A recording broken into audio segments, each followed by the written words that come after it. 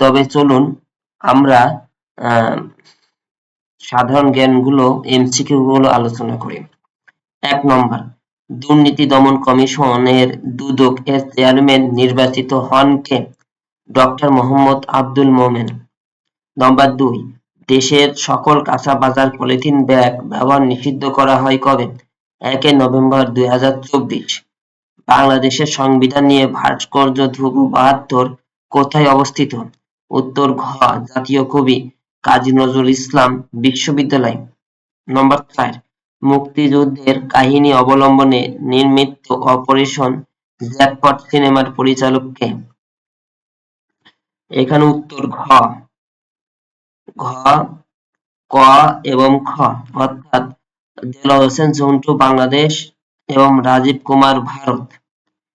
তারপরে মাতার বাড়িতে ৫০০ মেগাওয়াট সক্ষমতার সোলার বিদ্যুৎ কেন্দ্র নির্মাণ করবে কোন দেশ? এখানে উত্তর হবে ঘ, ইন্দোনেশিয়া। সরকার কোন সালের মধ্যে ম্যালেরিয়া নির্মূল লক্ষ্য নির্ধারণ করে? এটার উত্তর খ, ২০৩০ সাল। ৭ নম্বর, ১৭ সেপ্টেম্বর ২০২৪ দেশের নিবন্ধিত রাজনৈতিক দলের নাম কি? গণসংহতি আন্দোলন। আমি আবার বলছি, গণসংহতি আন্দোলন। সরকার ও প্রশাসন, বাংলাদেশে চলচ্চিত্র সার্টিফিকেশন বোর্ড গঠন করা হয় কবে? এটার উত্তর ঘ, ২২ সেপ্টেম্বর ২০২৪। ৯ নম্বর, দেশের ইতিহাসে প্রথম নারী অর্থ প্রতিমন্ত্রী কে ছিলেন? এটার উত্তর ক, ওয়াসিকা আয়েশা খান। বৈষম্য বিরোধী আন্দোলন, খুবই গুরুত্বপূর্ণ প্রশ্ন।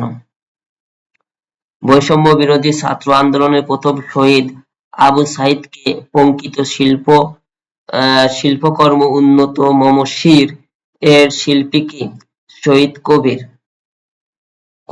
কোন সরকারি স্থাপনাকে জুলাই গণঅভ্যুত্থান স্মৃতি জাদুঘর এ রূপান্তরিত করার সিদ্ধান্ত গ্রহণ করা হয়? উত্তর গণভবন, শেরেবাংলা নগর। ১২ নম্বর, ছাত্র জনতার অভ্যুত্থানে শহীদদের স্মরণে জুলাই শহীদ স্মৃতি ফাউন্ডেশন গঠন করা হয় কবে? উত্তর ক, ১০ সেপ্টেম্বর ২০২৪। অন্তর্বর্তীকালীন সরকার, ২১ নভেম্বর পর্যন্ত অন্তর্বর্তীকালীন সরকারের উপদেষ্টা পরিষদের সদস্য সংখ্যা কতজন? ২৪ জন। বাংলাদেশের ইতিহাসে সর্বকনিষ্ঠ উপদেষ্টা কে? উত্তর এখানে ঘ, ক যোগ খ, অর্থাৎ আসিফ মাহমুদ সজীব ভুঁইয়া ও মোহাম্মদ নাহিদ ইসলাম। অন্তর্বর্তীকালীন সরকারের প্রধান উপদেষ্টার আন্তর্জাতিক বিষয় সংক্রান্ত বিশেষ দূত কে? উত্তর হবে খ, লুৎফে সিদ্দিকী। ১৬ নম্বর, নির্বাচন ব্যবস্থা সংস্কারের কমিশনের প্রধান কে?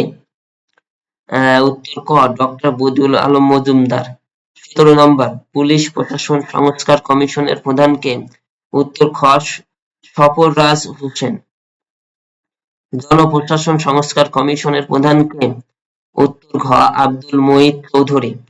১৯ নম্বর, স্থানীয় সরকার সংস্কারের প্রধান কে? উত্তর হবে অধ্যাপক তোফায়েল আহমেদ।